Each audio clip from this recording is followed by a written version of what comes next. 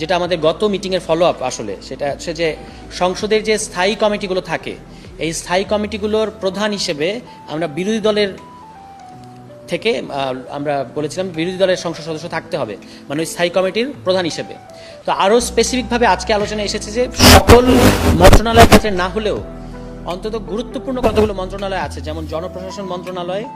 তারপর public accounts committee, পরিকল্পনা মন্ত্রণালয়, স্বরাষ্ট্র মন্ত্রণালয়ের মতো যে গুরুত্বপূর্ণ মন্ত্রণালয়গুলো আছে এগুলোর প্রধান যেন বিরোধী দল থেকে হয়, এইটা নিয়ে আলোচনা চলছে। 70 অনুচ্ছেদ নিয়ে আমাদের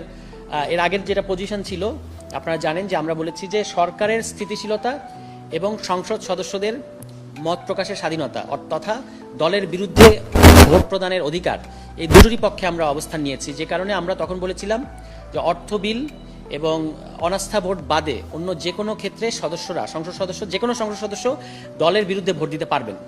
আজকে আমাদেরকে কমিশন প্রস্তাব করেছেন বা আমাদেরকে ভেবে দেখতে বলেছেন যে এর পাশাপাশি, এই দুটো তো ঠিক আছে, এর পাশাপাশি সংবিধান সংশোধনীর ক্ষেত্রে দলের পক্ষে সংসদ সদস্য যেন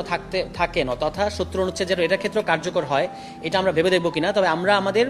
জানিয়েছি যে আমরা এখন আগের পজিশনে আছি, অর্থাৎ সংবিধান সংশোধনীর ক্ষেত্রে আমরা মনে করছি এখনো পর্যন্ত